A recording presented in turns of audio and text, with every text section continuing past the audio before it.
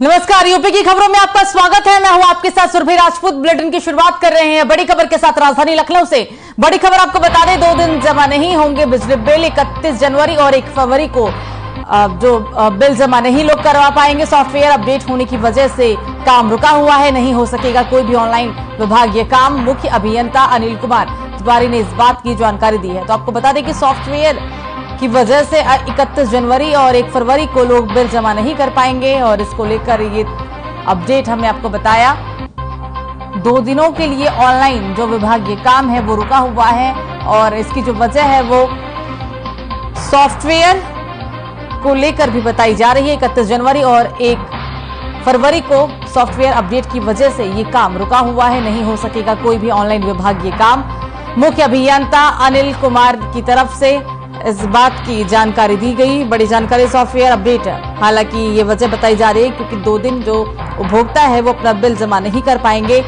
मुख्य अभियंता अनिल कुमार तिवारी ने इस बात की जानकारी दी। 2 दिन के लिए ऑनलाइन विभागीय कोई भी काम नहीं हो सकेगा और इसकी वजह सॉफ्टवेयर अपडेट बताई जा रही है।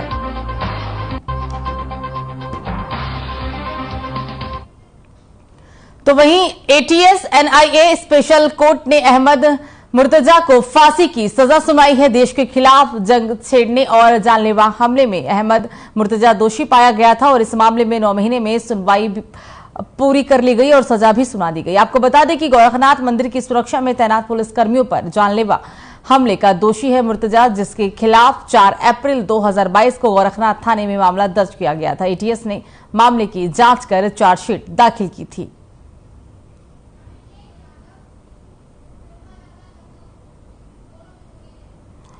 और इस खबर पर ज्यादा जानकारी के साथ फोन लाइन पे हमारे संवाददाता अभिषेक यादव जुड़ गए हैं। अभिषेक, ये जो सजा है वो 9 महीने के बाद ही सुनाई गई है, चार्जशीट दाखिल की गई और अब कहीं ना कहीं सजा का भी ऐलान हो गया है कि फांसी की सजा है। ताजा अपडेट क्या है फिलहाल? देखिए, जिस तरीके से आज ये बड़ी खबर है और बड़ी खबर इसलिए क्योंकि एटीएस एनआईए के स्पेशल कोर्ट ने आज अहमद मुर्तजा को फांसी की सजा सुनाई है।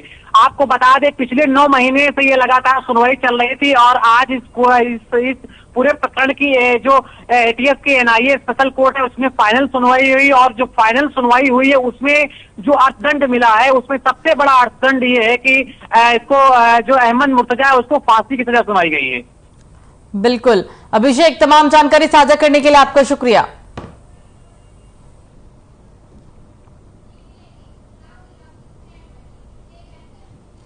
तो सपा के राष्ट्रीय अध्यक्ष व पूर्व मुख्यमंत्री अखिलेश यादव शादी समारोह में पहुंचे और इस दौरान अखिलेश यादव ने कहा कि फिरोजाबाद समाजवादियों का क्षेत्र रहा है। नेताजी ने जब भी आह्वान किया, इस क्षेत्र की जनता ने पूरा समर्थन किया। मैं फिरोजाबाद के साथ मैनपुरी की जनता के बीच रहा हूं, सपाइयों ने पूरा समर्थन किया है।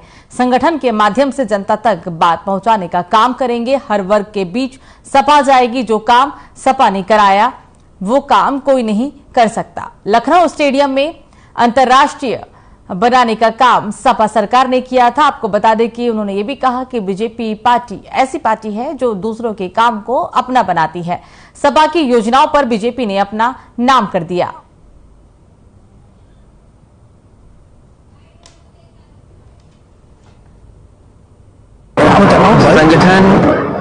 संगठन के माध्यम से जनता तक अपनी बात पहुंचाना और संगठन के ही माध्यम से जनता को जोड़ने का काम करेंगे। कोई वर्ग नहीं छोड़ेंगे जिसके बीच में समाजवादी पार्टी अपनी विचारधारा लेकर के नहीं। कोई वर्ग, मैंने कहा हर वर्ग के बीच में समाजवादी पार्टी जाएगी, क्योंकि जो काम समाजवादी पार्टी ने करके दिखाया, आपने कल ही देखा होगा जिसमें भारत को जीत हासिल हुई। T20 मैच में भारत की जीत हुई और आपने उत्तर प्रदेश के मुख्यमंत्री जी को भी देखा होगा हाथ हिलाते हुए। उस स्टेडियम को बनाने का काम अगर किसी ने किया था तो समाजवादी लोगों ने, और समाजवादी पार्टी में बना इसीलिए अंतर्राष्ट्रीय स्तर का वहां मैच हो पाया।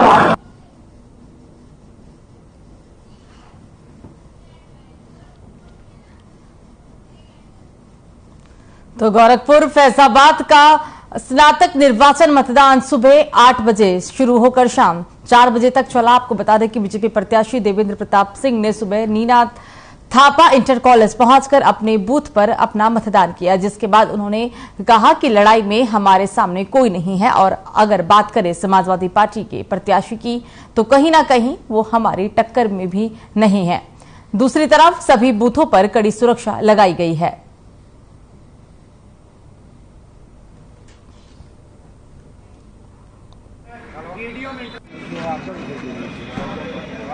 सुबह मैंने अपने मताधिकार का प्रयोग किया है और एक मतदाता के रूप में मैं सभी से आह्वान करना चाहूँगा कि पूरे जनपद के 56 बूथों पे और पूरे जो हमारे 17 जनपद हैं जहाँ पर मतदान होना है वहाँ के 321 बूथों पे मतदान हो रहा है। आप सब लोग आएं और अपने मताधिकार का प्रयोग करें। बहुत बहुत धन्यवाद। स्नातक बुद्धिजीवी वर्ग का चुनाव है, शिक्षित स्नातक वर्ग का चुनाव है और प्रदेश और देश के विकास के लिए और जो है शिक्षा के क्षेत्र में उच्च व्यवस्था हो, इसके लिए मैंने वोट किया।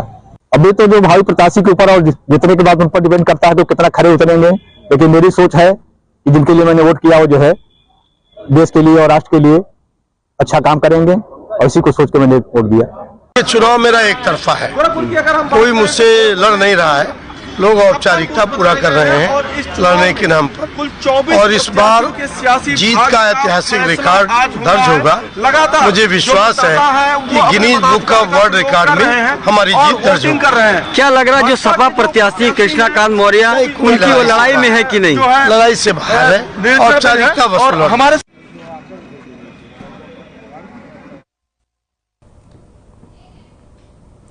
तो फतेहपुर में इलाहाबाद झांसी शिक्षक एमएलसी चुनाव को लेकर सोमवार को मतदान हुआ। सभी बूथों में मतदान को देखते हुए सुरक्षा के पुख्ता इंतजाम किए गए थे। जिले भर में 3252 मतदाता अपने मताधिकार का प्रयोग किया है, जिसमें कुल 14 मतदेय और मतदान स्थल बनाए गए थे। सुबह 8 बजे से मतदान शुरू हुआ। बता दें कि इलाहाबाद झांसी शिक्षक एमएलसी चुनाव में अपने मताधिकार का प्रयोग करने वाले वित्तविहीन शिक्षकों ने वहां बताया कि उन्हें काफी लंबे समय से चली आ रही मांगों को ही ध्यान में रखकर अपने मताधिकार का प्रयोग किया है। जो भी प्रत्याशी जीतता है उससे भी उनकी इन्हीं मांगों को पूरा करने के लिए ठोस कदम उठाने की अपील की जाएगी।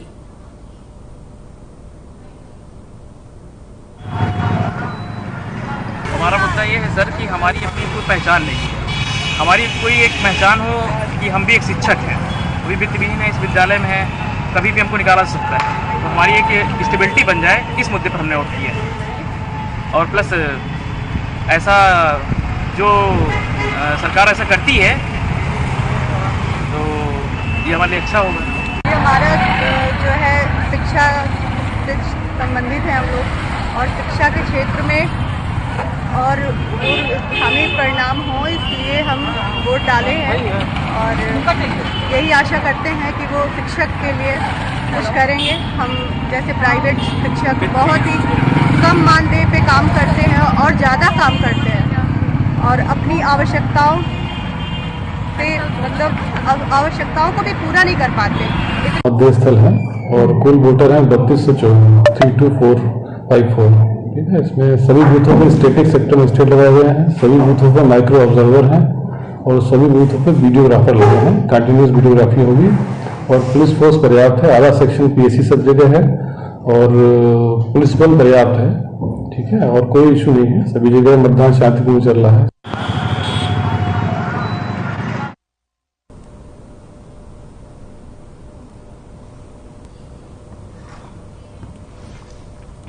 तो फतेहपुर के जीआईसी इंटर कॉलेज में स्नातक और शिक्षक निर्वाचन के लिए चुनाव हुए। विधान परिषद इलाहाबाद झांसी खंड के लिए निष्पक्ष चुनाव कराने के लिए प्रशासनिक अमला भी सतर्क दिखा। जिलाधिकारी श्रुति सिंह और पुलिस अधीक्षक राजेश कुमार लगातार मतदान केंद्रों के दौरे पर रहे, तो वहीं खागा तहसील और विजयपुर ब्लॉक में बनाए गए मतदान केंद्रों का भी निरीक्षण किया गया।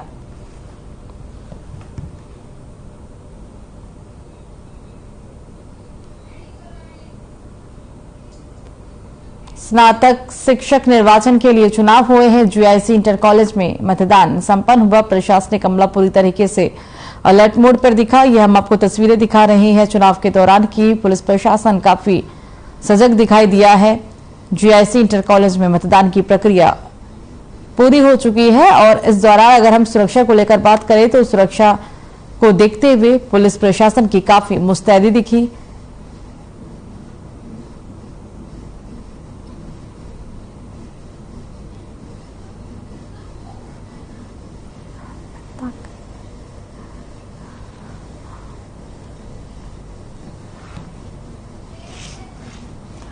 तो समाजवादी पार्टी के राष्ट्रीय अध्यक्ष अखिलेश यादव करहल पहुंचे।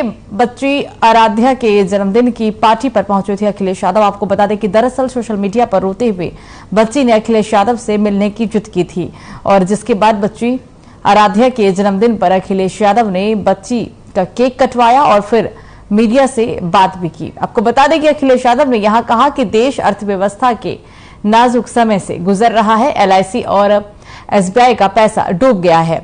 अधिकारी कब जेल जाएंगे। वहीं मुगल गार्डन का नाम अमृत उद्यान रखने पर भी उन्होंने कहा कि ये लोग किसी का भी नाम बदल सकते हैं। छोटे मियाँ तो छोटे मियाँ, बड़े मियाँ सुभान अल्लाह। स्वामी प्रसाद मौर्य को महासचिव बनाने पर बोले हैं कि धार्मिक ग्रंथों के खिलाफ सपा कभी नहीं थी और ना मैं भगवान राम के खिलाफ हूं। बीजेपी हार रही है इसलिए बौखला गई है।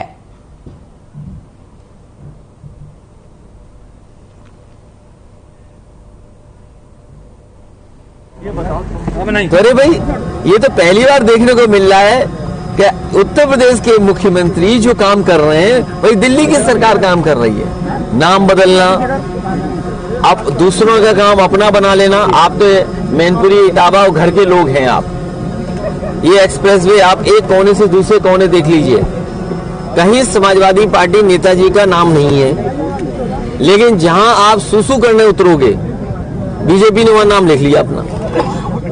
जिस स्टेडियम में आज मैच खेला जा रहा है, आज इंडिया और न्यूजीलैंड का जिस स्टेडियम में मैच हो रहा है, ये समाजवादियों की देन है। बीजेपी ने नाम बदल दिया उसका। इसी तरह हम शिकायत नहीं करते किसी बात को लेकर के। लोक भवन, हम तो ये कहते रहे कि अटल बिहारी वाजपेयी जी के कुछ काम करना है, उनको सम्मान देना है, तो बटेश्वर में कुछ बड़ा यूनिवर्सिटी बना दो, कॉलेज बना दो, कुछ काम कर दो। लेकिन अटल जी के नाम से वहां नहीं किया। समाजवादी सरकार में और नेताजी ने जिस लोक भवन का उद्घाटन किया उसमें प्रतिमा लगा दी अटल बिहारी वाजपेयी जी की। हमें कोई शिकायत नहीं है। कैंसर इंस्टीट्यूट में बजट नहीं दिया इन्होंने। कैंसर इंस्टीट्यूट पूरे उत्तर प्रदेश के लोगों का, गरीबों का इलाज हो जाता कैंसर का। आप खुद पता करिए, जानकारी करिए। हर गांव में कहीं ना कहीं कोई बीमार है या कैंसर से परेशान है, महंगा इलाज नहीं करा पा रहा है। नेताजी ने और समाजवादी लोगों ने, हम लोगों ने मिलकर के कैंसर इंस्टीट्यूट बनाया। बजट नहीं दे रहे हैं वहां एक प्रतिमा लगा दी, अपना नाम छाप दिया। तो ये छोटी सरकार तो छोटी सरकार, बड़ी सरकार सुभान अल्लाह।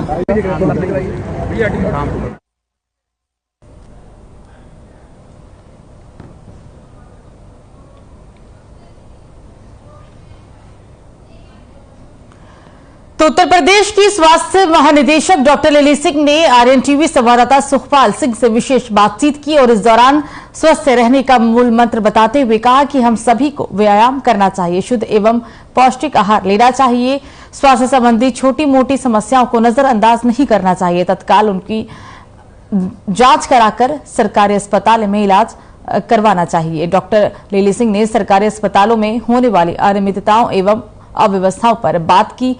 शिकायत मिलने पर संबंधित अधिकारी कर्मचारी को नोटिस जारी कर जांच कराई जाती है, ये उनका कहना था और दोषी मिलने पर कठोर कार्रवाई भी की जाती है। आज हम उत्तर प्रदेश की राजधानी लखनऊ में बैठे हैं। जैसा कि आप सभी जानते हैं, उत्तर प्रदेश की आबादी 125 करोड़ है और यहाँ पर जिस हिसाब से पूरे प्रदेश में जो स्वास्थ्य की जिम्मेदारी उठाने का काम है वो स्वास्थ्य निदेशालय करता है। राजधानी में उसकी जो मुखिया हैं, आज हम उनसे बात करेंगे। लिली सिंह जी जो स्वास्थ्य महानिदेशक हैं, काफ़ी ऐसे सवाल आते हैं कि सरकारी अस्पतालों में अक्सर इलाज की सुविधा जो है सरकार द्वारा तो बहुत बड़े दावे किए जाते हैं, परंतु कहीं उनका अनुपालन सही से नहीं हो रहा है, काफ़ी उंगलियां उठती हैं इस संबंध में। और कहीं कहीं पर ऐसा भी देखने आया है कि जो लोग पहले से नियुक्त थे वे अपने कार्य को कर रहे थे, परंतु काफ़ी लोग रिटायर्ड होते चले गए और पद खाली पड़े हुए हैं। उसके संबंध में हम जानकारी करने का प्रयास करेंगे, उनका पक्ष जानने का प्रयास करेंगे। हमारे साथ हैं स्वास्थ्य महानिदेशक लिली सिंह। पूरे प्रदेश में कहीं से यदि कोई शिकायत आती है, यदि किसी के द्वारा सूचित किया जाता है या समाचार पत्रों के माध्यम से समाचार मिलता है तो उस पर त्वरित कार्रवाई की जाती है और संबंधित अधिकारी से स्पष्टीकरण मांगा जाता है कि ऐसा किन कारणों से हो रहा है, और उसके बाद जो भी कारण निकल के आता है उसका तुरंत उसका निराकरण करने के निर्देश जाते हैं, और यदि कोई इसमें किसी की दोषी होता है तो उसके खिलाफ उचित कार्रवाई भी की जाती है। जो अक्सर प्रश्न उठते हैं कि यहाँ पर जो है पद खाली है और उनके सापेक्ष भर्ती नहीं हो रही है, इसकी वजह से जो है काफी लोगों को असुविधा का सामना करना पड़ रहा है। क्या ऐसी कोई सरकार की योजना है कि यथाशीघ्र ये पद भरे जाएंगे? सरकार की योजना रिक्त पदों को भरने की होती है कि अध्याचन भेजा जाता है। विभिन्न संवर्गों के जो पद खाली होते हैं उन पर समय समय पर नियमानुसार अध्याचन भेजा जाता है, और वर्तमान में भी तमाम पदों के लिए अध्याचन भेजा गया है जिन पे कार्यवाही प्रक्रियाधीन है। और इसके साथ साथ हम लोग चिकित्सकों के लिए पुनर्नियोजन से भी भर्ती करते हैं, और NHM के द्वारा वॉक इन इंटरव्यू से और पे भी भर्ती की जाती है। इस तरह से और नई भर्ती के लिए अध्याचन भेजा जाता है। जी हाँ, स्वास्थ्य के प्रति जागरूक होना, सतर्क रहना, ये हर व्यक्ति की अपनी एक प्राथमिकता होनी चाहिए, जिसके लिए कि सबको अपना उचित भोजन और अनुशासित जीवन व्यतीत करना चाहिए, और तमाम जो है वो नियमों का पालन करते हुए नियमित व्यायाम करना और संचारी रोग, संक्रामक रोगों से अपने बचाव रखना, इस तरह के उपाय करने चाहिए, और संतुलित आहार, उचित आहार लेना चाहिए, और इस प्रकार से अपने को स्वस्थ रखना सबसे बड़ी प्राथमिकता है। उसके बाद भी यदि कोई परेशानी होती है तो तत्काल अपने निकट सरकारी अस्पताल में जाकर अपनी जांच करा के अपना इलाज कराएं, और किसी कोई भी बीमारी या कोई लक्षण हो उसको नज़रअंदाज ना करें, तुरंत सरकारी अस्पताल में जाकर मदद लें। प्रदेश की राजधानी लखनऊ में आज यहाँ पर हमने स्वास्थ्य महानिदेशक, जो कि पूरे प्रदेश की स्वास्थ्य महानिदेशक हैं, लिली सिंह, चूँकि उत्तर प्रदेश की स्वास्थ्य व्यवस्थाओं को सजाने संवारने का, व्यवस्थित करने का काम जो स्वास्थ्य निदेशालय का है, उसकी महानिदेशक लिली सिंह से आज हमने बात की यहाँ पर, और उन्होंने बताया एक व्यक्ति के स्वस्थ रहने के मूल मंत्र भी उन्होंने बताया कि संतुलित आहार लें, स्वस्थ रहें, नियमों का पालन करें, अनुशासित रहें। उसके बाद भी यदि किसी प्रकार की समस्या होती तो नज़दीक की स्वास्थ्य केंद्र पर जाकर के, सरकारी अस्पताल पर जाकर के जांच जरूर कराएं, उस पर कोई ढिलाई न बरतें और स्वास्थ्य सुविधाओं का लाभ लें, ये उन्होंने। और इसके साथ ही जो हमने उनसे प्रश्न पूछे, जो आजकल अस्पतालों में जो लोग रिटायर हो रहे हैं परंतु नई भर्तियां नहीं हो रही, कई संवर्गों के पद खाली, उस बारे में भी उन्होंने विस्तार से बताया। साथ ही जो अक्सर सरकारी अस्पतालों की, चूंकि नर्सिंग होम की तो काफ़ी खबरें दिखती, सरकारी अस्पतालों में भी जो शिकायतें आती हैं उस संबंध में भी उन्होंने अपनी बात रखी कि जहाँ किसी भी प्रकार की कोई शिकायत है, निडर होकर आप शिकायत करें, उस शिकायत प्रक्रिया के अनुरूप उनसे स्पष्टीकरण मांगा जाता है और उन पर कार्रवाई होती है। मैं लखनऊ से आर्यन टीवी के लिए सुखपाल सिंह।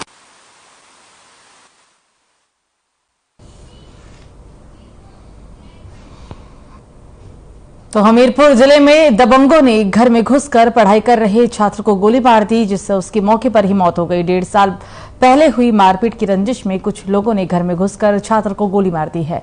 परिजन आनन फानन में घायल छात्र को अस्पताल लेकर गए, जहां डॉक्टर ने उन्हें मृत घोषित कर दिया। परिजनों की तहरीर पर पुलिस ने मुकदमा दर्ज कर छानबीन शुरू कर दी है, जिस पर पूछताछ के दौरान परिजनों ने पुरानी रंजिश भी बताई है। पुलिस ने मृतक के शव को कब्जे में लेकर पोस्टमार्टम के लिए भेज दिया। घटना के बाद से ही परिजनों में कोहराम मच गया है।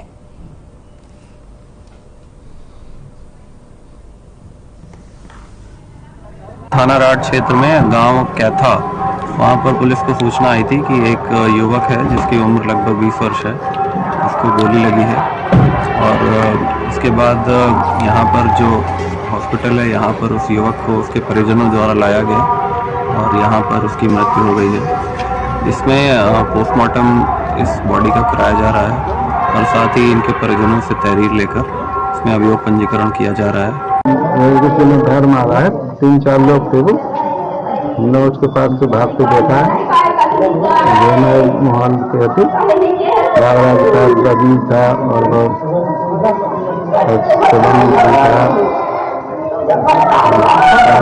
था 4-5 चले भाग के देखा है। हमने कर दिया रखने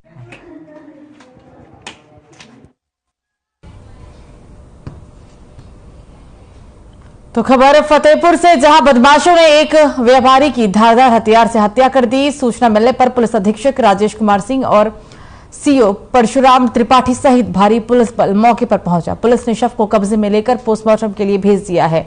पुलिस ने पूरे मामले की जांच पड़ताल शुरू कर दी है। बताया जा रहा है कि व्यापारी अमित गुप्ता पिछले कई सालों से मुंबई में रह के मिड डे मील बनाने की फैक्ट्री लगाया हुआ था। बता दें कि व्यापारी अपने परिवार के साथ अपने परिवार के पास वो अपने घर आया हुआ था और तभी बदमाशों ने लगभग रात के 1:30 बजे व्यापारी पर धारदार हथियार से हमला कर दिया और इस हादसे के बाद से ही इलाके में सनसनी फैल गई है। पुलिस मामले की जांच में जुटी हुई है। फतेहपुर के पुलिस अधीक्षक राजेश कुमार सिंह ने जल्द ही घटना का अनावरण करने की बात कही है।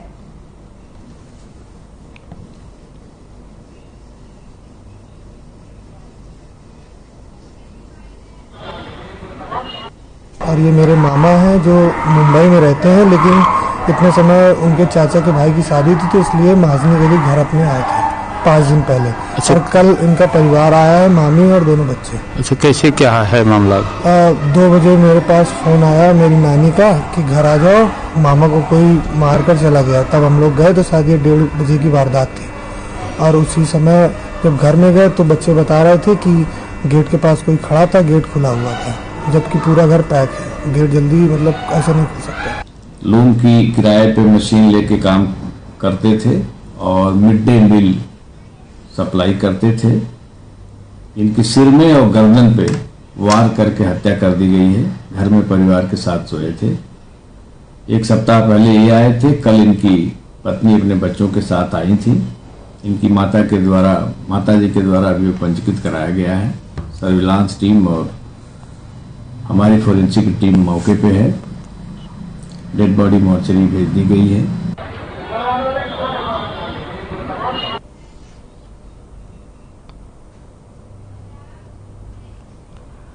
खबरों में आगे बढ़ेंगे, बात करेंगे अब राजधानी लखनऊ की, जहां राजधानी लखनऊ में उपभोक्ता पहचानो कार्यक्रम का आयोजन किया गया, जहां बिजली विभाग ने अपने उपभोक्ताओं को घर बैठे विभागीय सूचनाएं और सुविधाएं उपलब्ध कराने के लिए उपभोक्ता पहचानो और समस्या समाधान पखवाड़ा का आयोजन किया।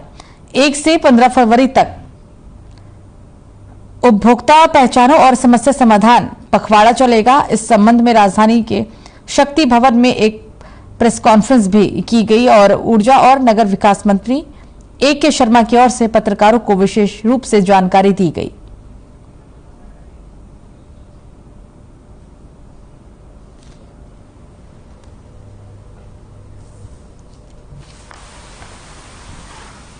पुराने उपभोक्ताओं के अपने डिटेल्स अद्यतन करने के लिए, अपडेट करने के लिए एक KYC नाम का एक महाअभियान हम लोगों ने 1 से 15 फरवरी के बीच का छेड़ा है, जिसके कई फायदे हैं। पहला फायदा तो यह है कि किसी कारण से अगर बिजली का बिल भुगतान नहीं हुआ, आपका कनेक्शन एकदम सीधा काटने की नौबत न आवे, उसके पहले हम आपको 2 बार 4 बार अलर्ट दे सके, आपको सूचित कर सके, आपको हम समझा सकें कि आप बिजली का बिल भर दीजिए। इसके लिए टेलीफोन का नंबर होना बहुत आवश्यक होता है।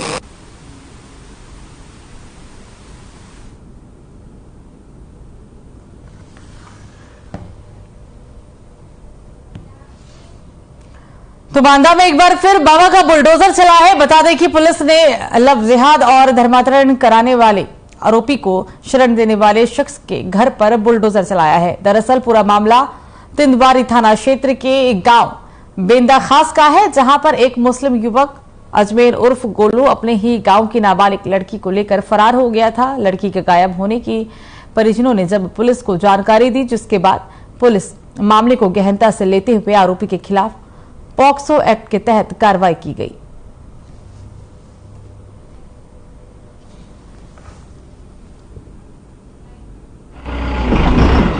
अभी थाना तिंदवारी क्षेत्र में एक प्रकरण हुआ था, जिसमें एक हिंदू नाबालिग लड़की को एक मुस्लिम युवक जो है उसने अपहरण कर लिया और उसका धर्म परिवर्तन कराकर निकाह करने की फिराक में वो था।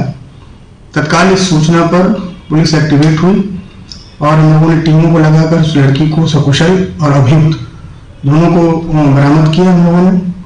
इसमें हम लोगों ने ह्यूमन ट्रैफिकिंग की धारा, पॉक्सो की धारा, इसके अलावा विधि विरुद्ध धर्म सम परिवर्तन की धाराओं को बढ़ाया है। उसके तहत इसमें कार्रवाई हो रही है।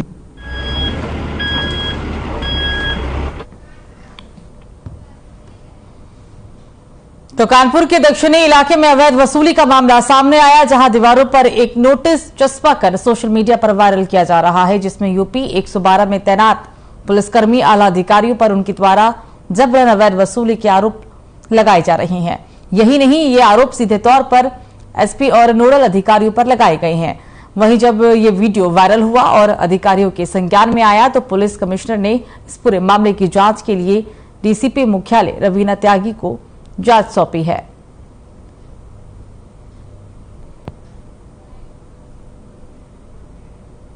देखिए, जो एक पर्चा जो वायरल हो रहा है उसके संबंध में पुलिस आयुक्त महोदय के आदेशानुसार इसके संबंध में विस्तृत जांच मेरे द्वारा पुलिस उपायुक्त मुख्यालय द्वारा संपादित की जाएगी।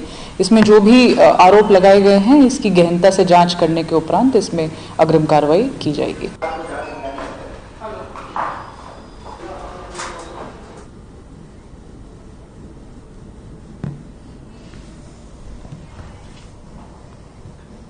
तो फतेहपुर जिले के विकासखंड में बने यूपीएस विद्यालय में सरकारी सुविधाओं के अभाव के चलते शिक्षा देने का काम पूरी तरह से अभावग्रस्त हो गया है, ग्रसित हो गया है। आपको बता दें कि इस स्कूल में हर तरफ गंदगी फैली है, फर्श टूटी है, बारिश में छतों से पानी टपकता है, सफाई कर्मचारी नदारद है, बच्चों और शिक्षकों के लिए बनवाए गए शौचालय भी पूरी तरह से सुरक्षित नहीं है।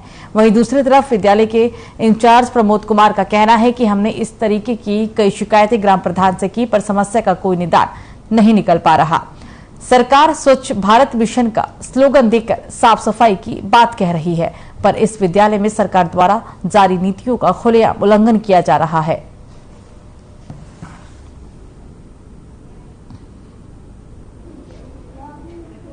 सफाई कर्मी की समस्या है। हाँ, सफाई करवाने में दिक्कत होती है विद्यालय में जो है।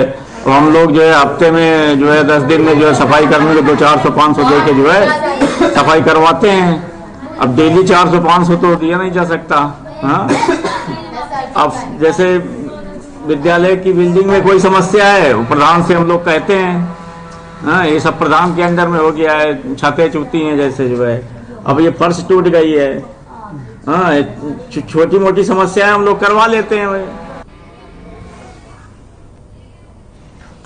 तो खबर है गोरखपुर से, जहां जिला अस्पताल के कर्मचारी द्वारा आशाओं के साथ अभद्रता को लेकर आशाओं ने सीएमओ कार्यालय पर प्रदर्शन किया। आपको बता दें कि प्रदर्शन के दौरान आशाओं का कहना है कि जिला महिला अस्पताल में कर्मचारी अतहद हुसैन आशाओं के साथ गलत हरकतें करता है, जिसको लेकर सभी आशाओं ने धरना प्रदर्शन किया है।